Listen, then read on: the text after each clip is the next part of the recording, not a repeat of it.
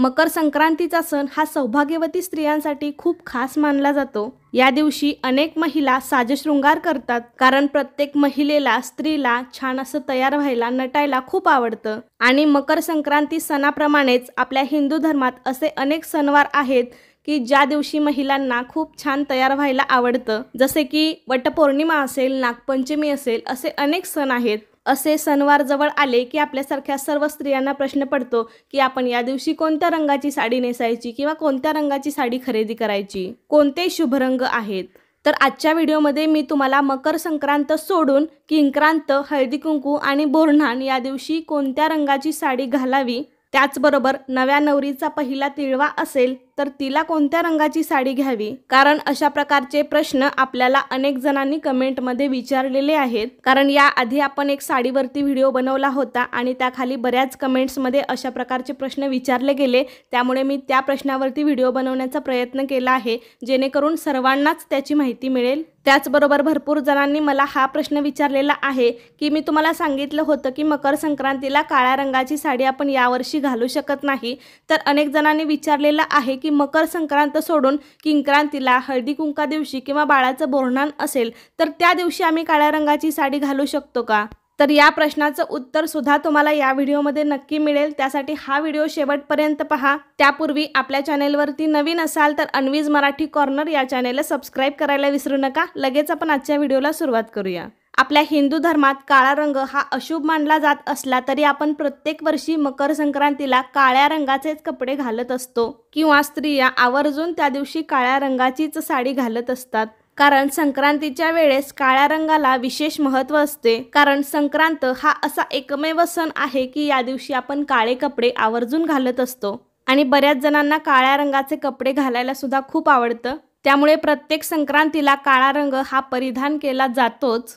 परंतु लक्षात ठेवा, यावर्षी म्हणजे 2024ला आपल्याला संक्रांतीला काळ्या रंगाचे कपडे घालता येणार नाही, कारण यावर्षी स्वतः संक्रांती देवीने काळ्या रंगाचं वस्त्र परिधान केलेलं आहे, त्यामुळे शक्यतो आपण यावर्षी काळ्या रंगाचे कपडे घालणं टाळायचं आहे। आता तुम्ही म्हणाल की फक्त काळ्या रंगाचं वस्त्रच घालायचं नाही का, काळ्या रंगाच्या कोणत्याच वस्तू वापरायच्या नाही।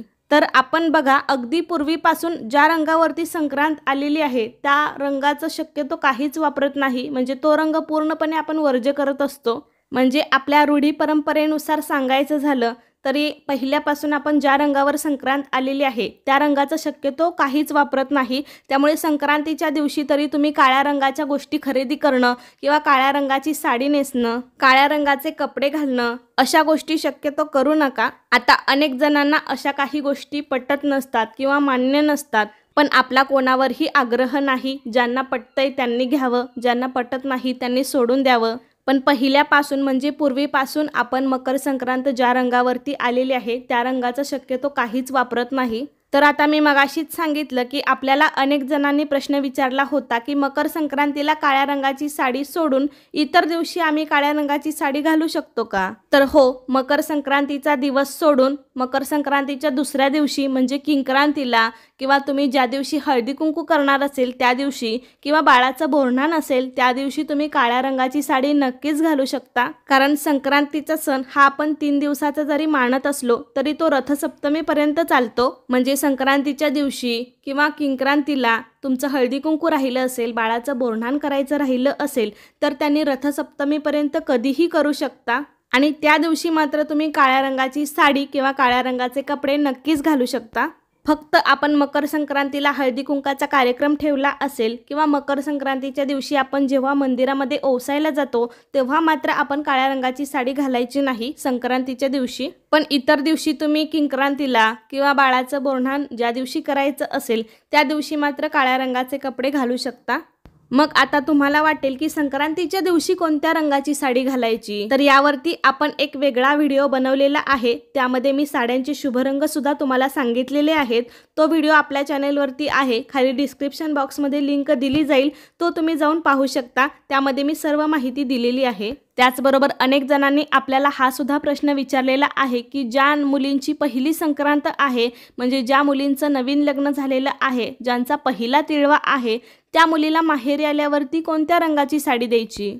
कारण आपल्याकडे बघा मुलीचं नवीन लग्न झालं की वर्षभरामध्ये प्रत्येक सणाला मुलगी माहेरी येत असते आणि तेव्हा तिला अनेक सणांमध्ये साडी चोळी केली जाते आणि त्यातल्या त्यात त्या मुलीची पहिली संक्रांत असेल लग्नानंतरची तर तिला माहेरी बोलावलं जातं, तिला काळी साडी घेतली जाते, तिला हलव्याचे दागिने घातले जातात, हळदी कुंकू केलं जातं।